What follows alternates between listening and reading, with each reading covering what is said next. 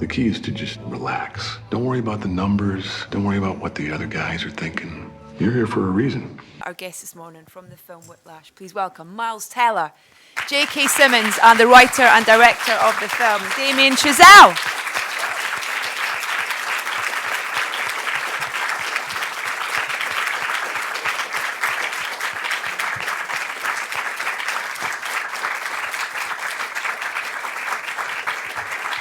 Good morning, gents. Morning. Thank you all for being here, first of all. And these guys have just come fresh from watching your film. Damien, I'm going to start with you, if that's okay. Congratulations, first of all, on an incredible story. And a story that, if I'm right, is kind of your story. How much of it is your story?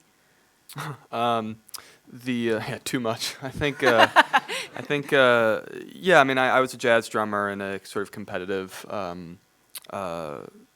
ensemble. In my case, it was high school, but it was sort of a special kind of high school program that was modeled after sort of conservatory programs, and with a very sort of tough teacher and a very kind of cutthroat sort of atmosphere. So I just remember, I guess to me, if the movie was about anything, it was about the sort of fear that you feel as a musician in that circumstance, and how antithetical that seems to art.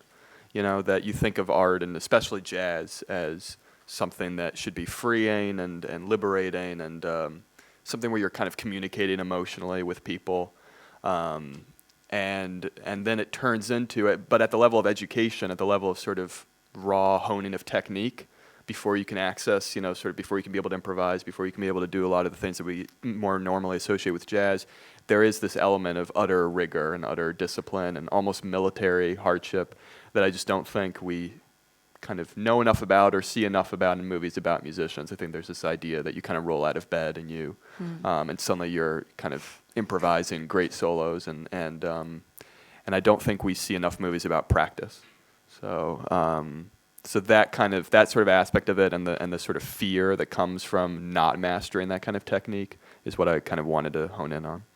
You mentioned the word fear there, and the gentleman sat next to you. Injects fear quite brilliantly. Congratulations. I mean, Fletcher, what a character. What do you think drives him? What's his drive? Passion and for the music, and utter perfectionism, and complete single-mindedness of pursuit of that goal. Human collateral damage notwithstanding. In terms of kind of preparing for the role, what did that involve for you? Did you kind of seek out, those types of individuals who are driven by that perfection in a teaching stance, or? Honestly, the preparation that I had to do for the role was just learning the music.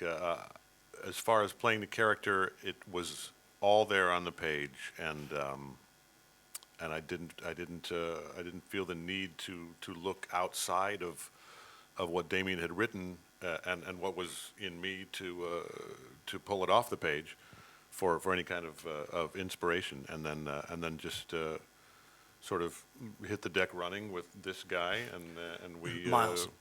Oh yeah. It's okay. There. Yeah. And we did our thing.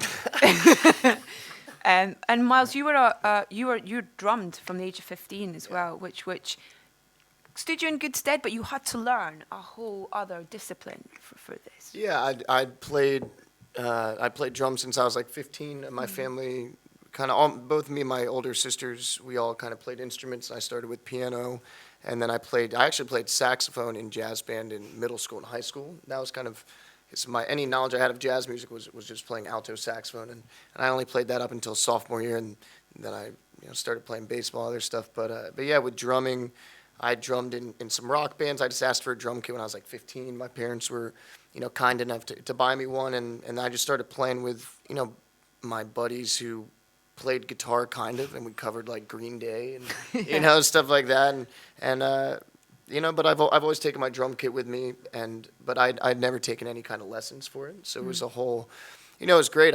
When I was first starting to get these lessons, it was one of those things where it's like, oh yeah, that's so much easier to do it that way. I've been doing it this other way. It's, that's wrong. And so I just started taking jazz lessons like 4 hours a day, 3 days a week with Damian kind of at first, and then the kid who plays Carl in the film is this guy, Nathan Lang, and he's a very good drummer. And so he was kind of my teacher and just teaching me, the traditional kind of, jazz playing and how to hold this stick. And it was very basic at first, literally like, this is how you hold the stick, and this is how you hit the snare drum. Starting again. And even that is like, just this motion right here, Damian would have me practicing this just for hours on You my doing that, thigh. and then JK doing that. It's kind of like this. Boom. Ooh, that's the ooh. Fear of God shoots through me when he does that. And am I right in thinking as well that with the practice scenes that you were filming, that Damian wouldn't shout cut on it? He would kind of almost keep you going until you kind of reach that point of exhaustion. Yeah, I guess that's a question for Damian. Really? Yeah. Makes me sound so tyrannical. No, I think that's just one scene that we're talking about. Okay. Miles likes to give me grief for. It is true though. I mean, we shot the movie so quickly that when you kind of, I mean, when you look at Miles on screen, it's he's not sort of acting exhausted. I mean, there's real sort of exhaustion that maybe was the one weird benefit of having such a kind of such a tight schedule and such an unrealistic schedule in a way. Time to get this out there. 19 days for the whole shoot. Wow. Did that help? Sorry, I will get to your questions in just one second. Did that help? Do you think that kind of added something to the intensity of the film? I mean, I think the only way it maybe helped was, again, with that kind of emotionality. That said, I think, you can always use more time. And certainly Miles and JK are both good enough actors that they don't need to not sleep to act sleepy, so it's To future directors out there, that's not true. Right, let's get out to your questions then, shall we? We've got a microphone here, so we'll go with this gentleman right here first. Thank you. JK, when Jason Reitman was here last week, he said that he wishes he'd been the one to direct you through this performance. But I was wondering if you could maybe just speak a little bit about the sort of remarkable run of roles you've had in the last few years and the way your career is really, I don't want to say late blossomed, but it has it's been a remarkable few years for you, hasn't it? It's been great, yeah. And Jason expressed that to me early on, a similar sentiment about, loving what Damian had written and loving the work that Damian was doing. And Jason, of course, is a producer on the film. Jason and Helen. Helen. Hello, Helen. As well as, men, women, and children. Yeah, it's been, I mean, being involved in, to one degree or another in every film that Jason has done from every feature from the beginning has been a really fun and gratifying part of my career. And the fact that this script came to me from him was my first clue that it was going to be something that had a chance to be extraordinary. Thank you. Lady here. Good morning, ladies and gentlemen. You touched upon improvisation already being at the heart of jazz, and I just wondered, was that the spirit of that able to translate on set? Were you able to be more instinctive with your performances and allow things to happen in the moment, really? I don't have a response written for that question, so I don't feel that I'm able to respond. Actors are monkeys. Say. Just give them direction. Direct quote. Like that. Just giving you gold. No, I mean, well, I'll let the actors speak. Certainly, it was important to me to. I mean, I'd actually, the first things I had done kind of in school and stuff like that were actually documentaries and then sort of semi-documentaries and a lot of kind of verite shooting of jazz musicians. And so this was actually the first time I'd done something that was as kind of carefully written out and storyboarded and everything.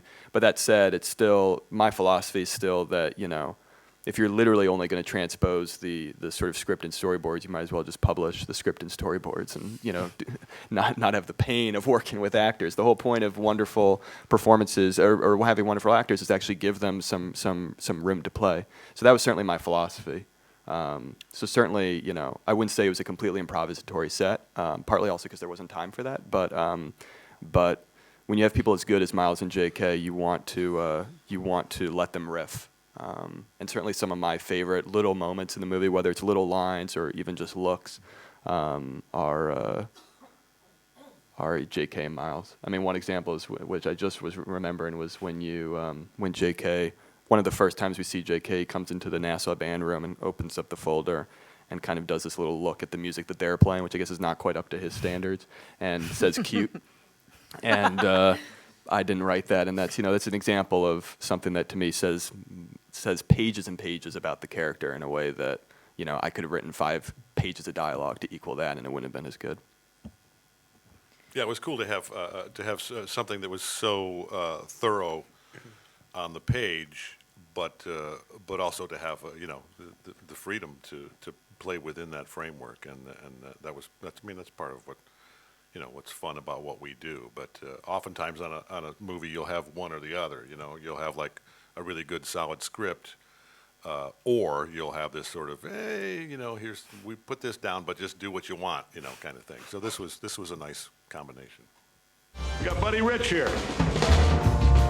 Little trouble there. You're rushing. Here we go. 5, 6, and.